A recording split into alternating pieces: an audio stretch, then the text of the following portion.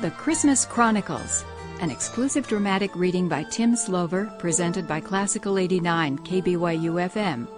This 8-part series captures the magic and mystery of everyone's favorite Yuletide character, revealing a true and complete history of Santa Claus. Episode 7, Be of Good Cheer, is performed by Richard Johnstone.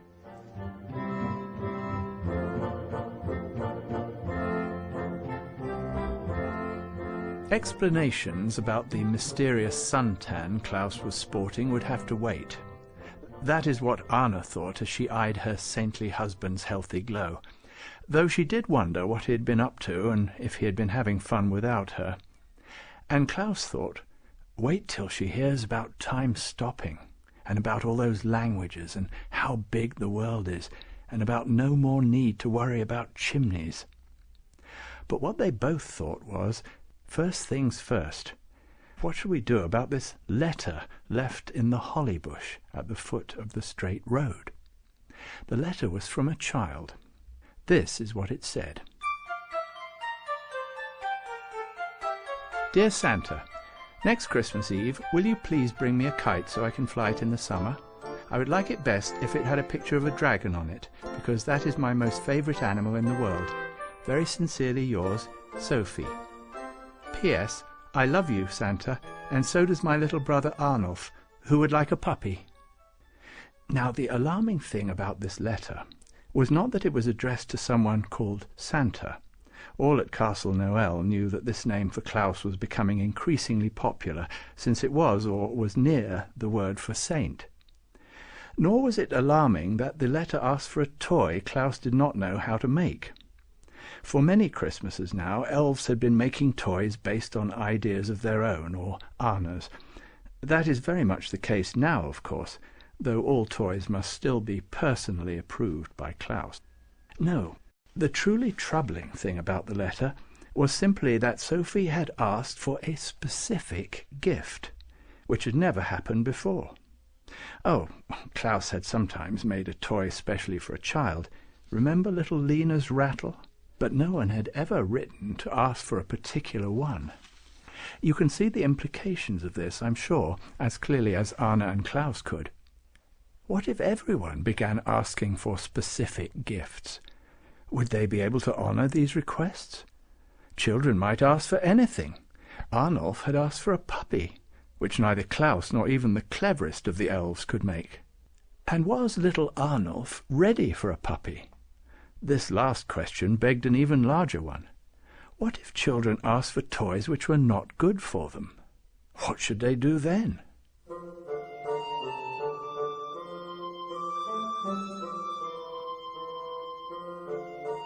Dasher and his siblings declared themselves too tired to pursue these thorny issues at the moment, and trotted off to their own houses for a long winter's nap. But Klaus and Anna stayed up well into the night, sipping mint-hot chocolate by the enormous fire in the great hall of Castle Noel, and trying to decide what was best to do. About the subject of dangerous playthings, Anna grew quite excited. She instantly began planning a range of toys on the spot, which would recreate in full working detail, but in children's sizes, the armour and weapons of the Roman 9th Legion. Think what fun my children would have with their own real swords and shields, Anna exulted, her eyes glowing. And we could make a line of working catapults, and scale models of Teutonic heroines on horseback. I could stitch their outfits myself. And then Klaus wondered aloud if parents might object to toys that might lead to loss of blood, and Anna declared indignantly that that was all part of a happy childhood.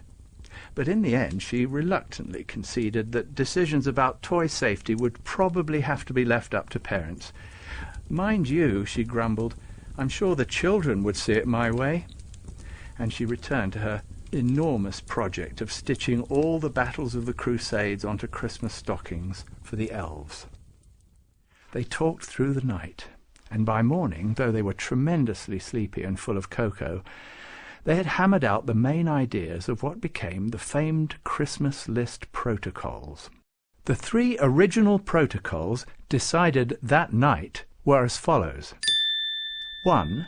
Children may make written requests to Santa Claus about their Christmas gifts. These will arrive at Castle Noel by magic.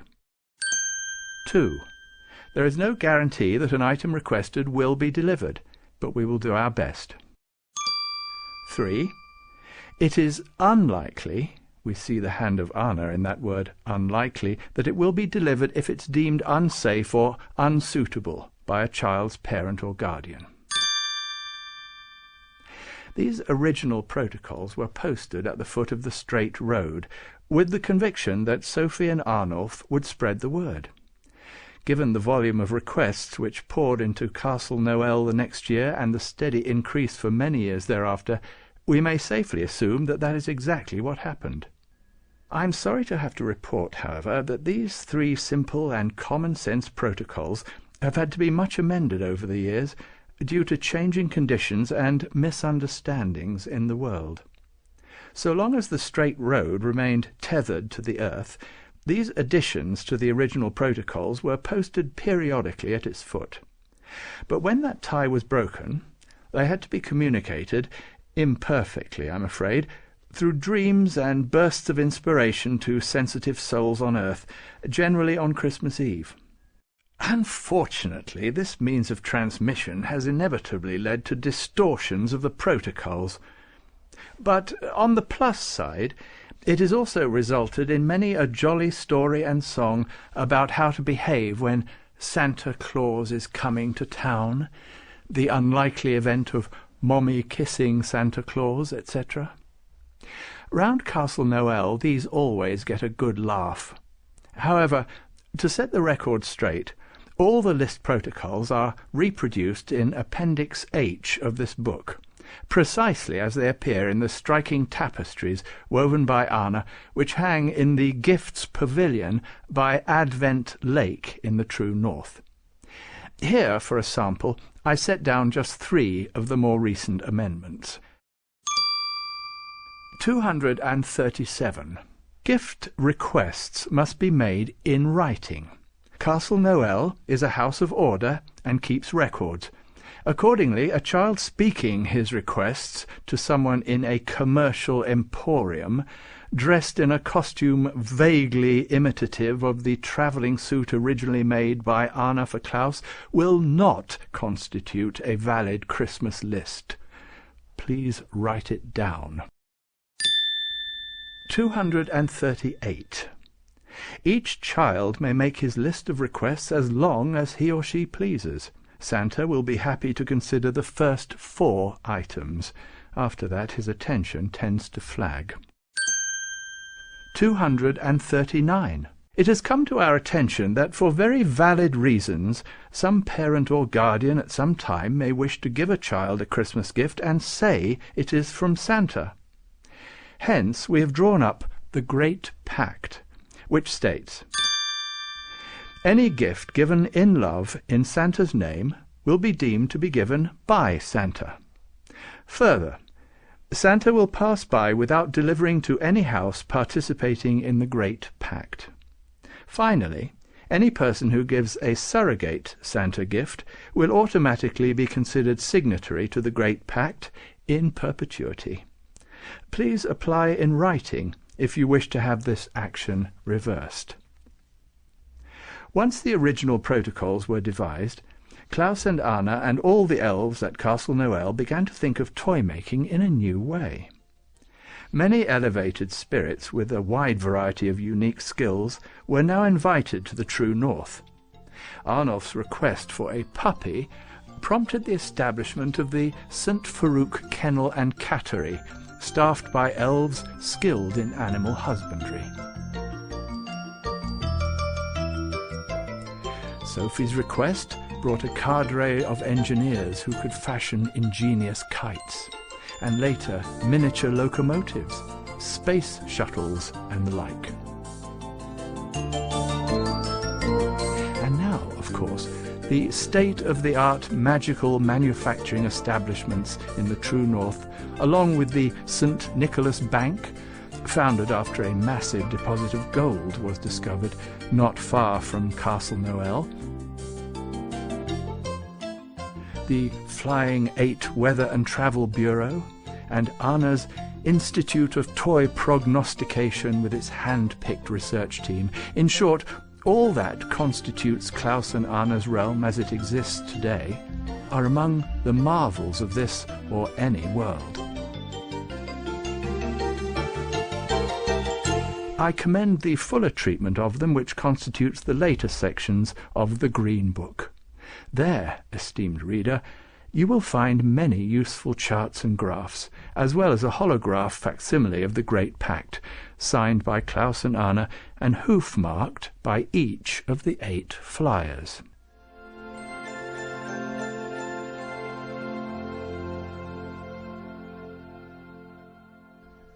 At the risk of inserting too much personal biography, I will note that this immigration of newcomers to the true North eventually included your humble author. St. Klaus expressed a desire for a scholar to establish the Castle Noel archives and serve as court historian. I had a smattering of training from my days as a history don at Exeter College, Oxford, and my application was accepted. May I simply say that the last 107 years have been amongst the happiest and most stimulating of my life, and until the attacks which I must shortly report came upon us, the most peaceful too.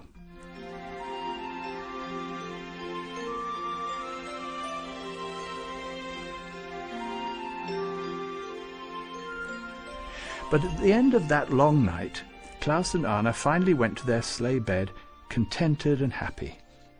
As Klaus drifted off to sleep, into his mind came the words of St. Abigail, spoken so many years before. One day Klaus will hear petitions from children all over the world. So, he thought, smiling, this was what she had meant. So much of what the world now thinks of as Christmas and its traditions were born that night.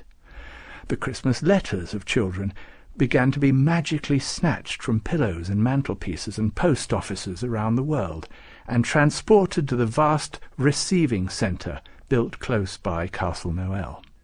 And if grown-ups felt they couldn't write letters to Santa as their children did, though some secretly did, they could send Yuletide greetings to one another in the form of cheery cards.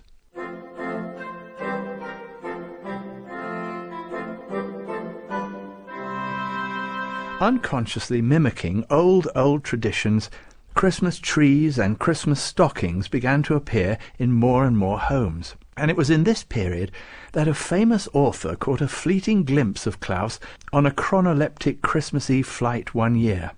He suddenly felt inspired to write a tale of miserliness and its redemption, featuring, if only he had known it, Klaus himself as his ghost of Christmas present. A poet, having a similar experience, wrote of a Christmas sighting, and, though he missed rather badly on Klaus's character and appearance, to the astonishment of everyone at Castle Noel, he somehow got the names of every one of the 8 flyers right. And the world grew more and more in love with Christmas each year. For a time, anyway. For 2 or 3 mortal spans of years. One day, at the height of this Christmas popularity, Anna and Dasher went galloping hard out from Castle Noel, Dasher carrying Anna on his back. It was high summer in the true north, and they were racing along the ground instead of flying, because neither Dasher nor Anna, especially Anna, had ever grown tired of the sheer pleasure of speed on the ground. Dasher wore no saddle, of course. He would never have submitted to it, and Anna had no need of one. Her snow-white hair streamed out behind her, and Dasher's silver flanks gleamed in the sun as they raced down the straight road to post the latest list protocols at its foot in the Black Forest. Both were full of their own thoughts and not paying strict attention. That's how it happened. "Look out!" Anna cried suddenly. A thick grey fog loomed straight ahead. Dasher dug his hooves into the hard pack of the road, but could not stop in time. He plunged straight into the fog. It was viscous and clammy, and it made his mind reel. In his confusion, it seemed to him that the road dropped away, and, unable to fly, he fell like a stone, deep into the malevolent wetness. Anna pitched off Dasher's back, sailed clear of the heavy damp cloud, and landed with a sickening thud at the foot of a larch tree on the ground below the straight road. Back at Castle Noel, Klaus looked up abruptly from his work. He sensed that something was very wrong. He leaned out a window. "Comet!" he called out anxiously. A few moments later, Comet and Klaus were racing out from Castle Noel towards the straight road. They lighted on it with a bang of all four wheels of the light carriage Comet was pulling, and sped down its broad track. Klaus urged Comet to go just a bit faster, and the swift reindeer summoned every ounce of speed he could muster. And then, abruptly, Klaus and Comet encountered the impossible, a jagged edge and empty air. The last 30 feet of the straight road were gone. They had simply disappeared. Anna and Dasher had missed the precipice because it had been obscured by the grey fog. Comet nimbly took flight just before his hoof struck the edge and sailed safely to the ground below. For a moment Klaus just sat in the carriage, transfixed by the carnage of the broken road, too appalled to move. How could this have happened? Then he heard a low moan, and looking for its source, he saw Anna, inert beneath the larch tree. He ran to her with a cry, and gathering her in his arms, carried her back to the carriage and laid her gently across the bench seat. "Dasher," she murmured. Klaus looked wildly around, but could not see the reindeer anywhere. "Over there," Anna whispered, gesturing towards the shattered road. She winced sharply because that arm was broken, and then fell mercifully into unconsciousness. And then Klaus saw Dasher, half covered in rubble. He was lying on his side, one back leg twisted at a sickening angle. In a flash Klaus was at his side, pulling broken pieces of the road off of him, cradling his head in his lap. "Dasher!" he sobbed and kissed his face. "We'll get you home, great heart, don't worry. You'll be all right." But Dasher could not reply, nor could he hear what his old friend was saying. His eyes, wide open as though fixed on some terrifying object, were sightless, and his mind was filled with horror.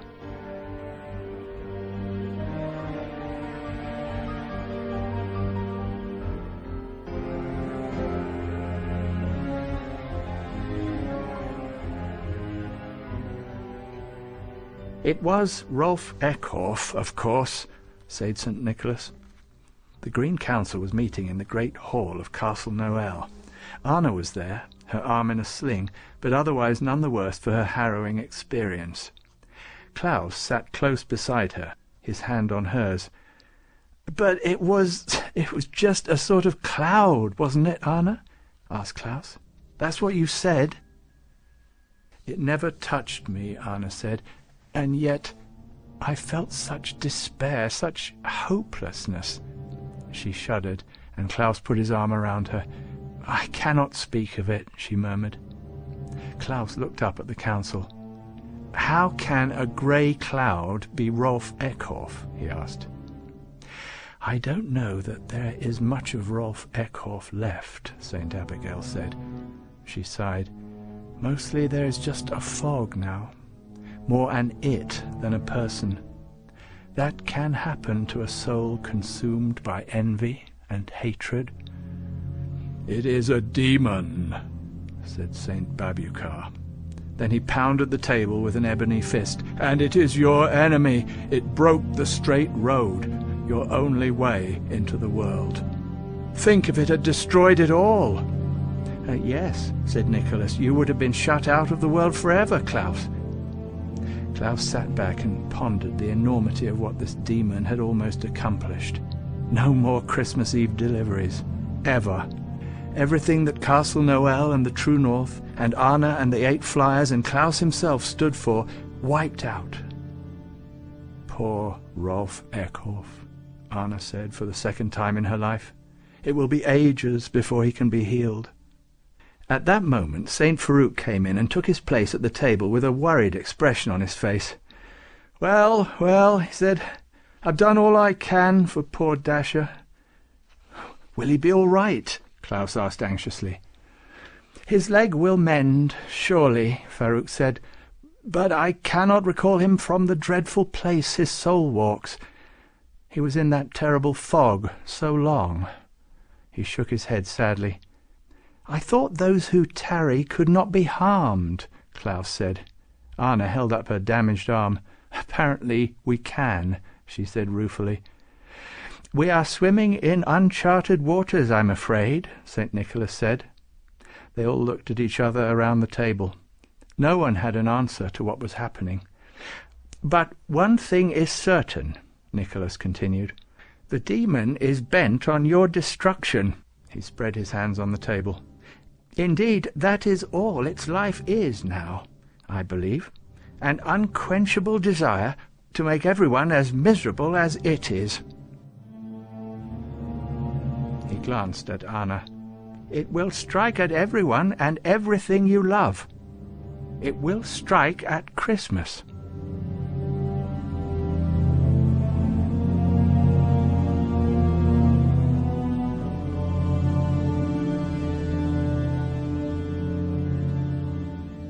The Green Council severed the tie which had tethered the straight road to a fixed place in the Black Forest.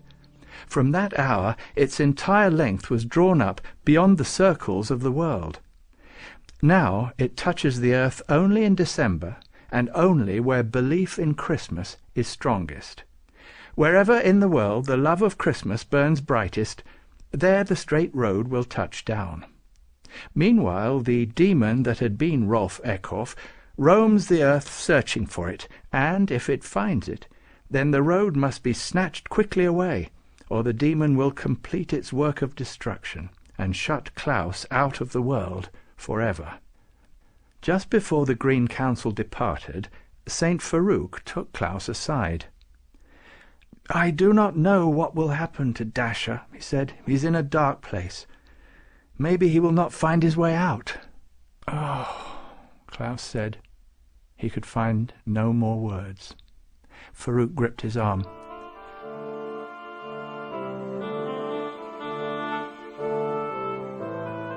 "Your love for him is great," he said. "So have courage, my friend. There may be more for you to discover."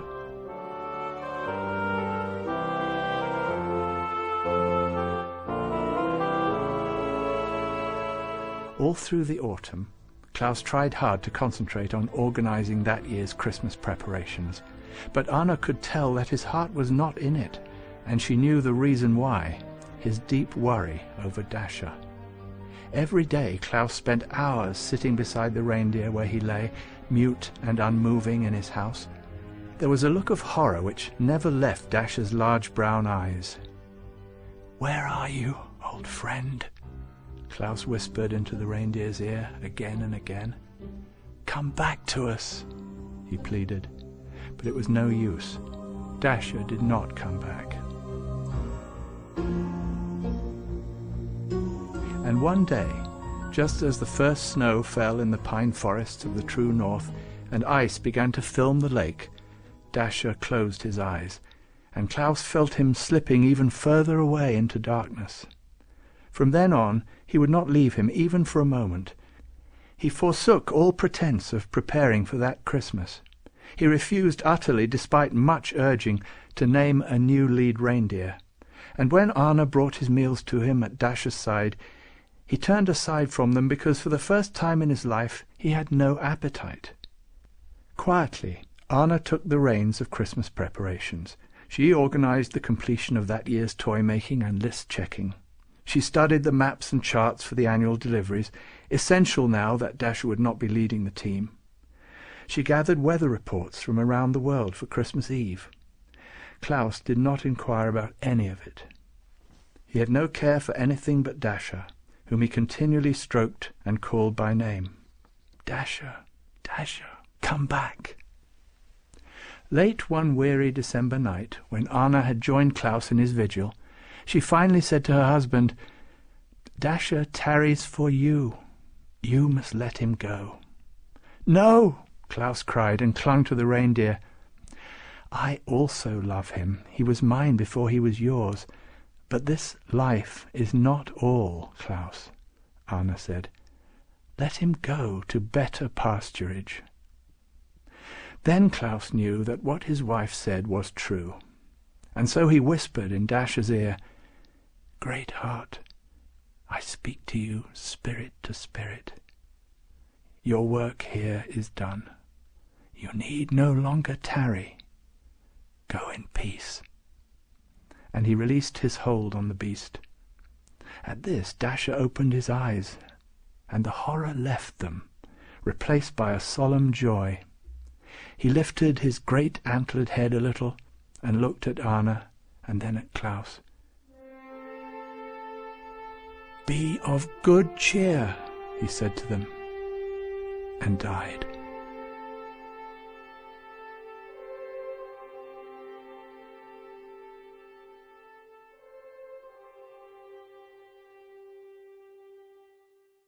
Klaus and Anna clung to each other and wept because they knew how much they would miss their friend, and could only guess how long they would be parted from him. Then, arm in arm, Anna's good arm, of course, they walked out into what was left of the night.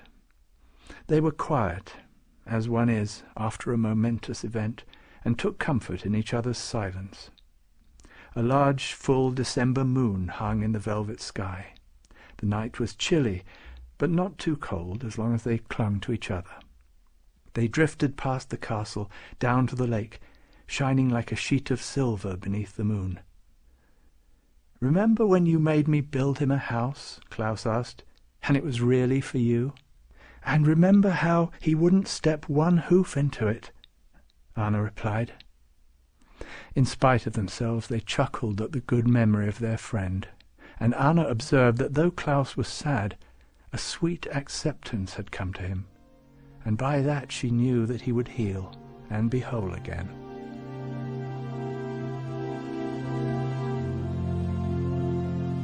But down by the lake, something was stirring. It stepped out from the shadow of a tree into the full moonlight. Klaus and Anna stood transfixed. It used a little hoof to break the thin ice at the lake's edge and bent down to drink. Then it raised its head and looked straight at Anna and Klaus. It was smaller than the beasts they were accustomed to, but it was, without question, a reindeer. And from its tail to the very tip of its nose, which was glistening in the moonlight, it was bright scarlet red.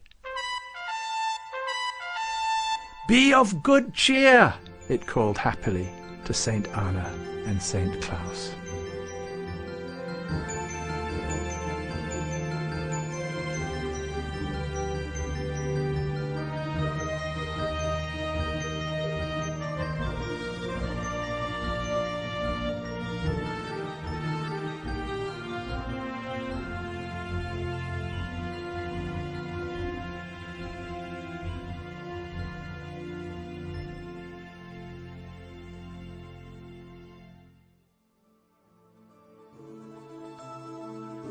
The Christmas Chronicles is written by Tim Slover. Music is by Robert Roberry.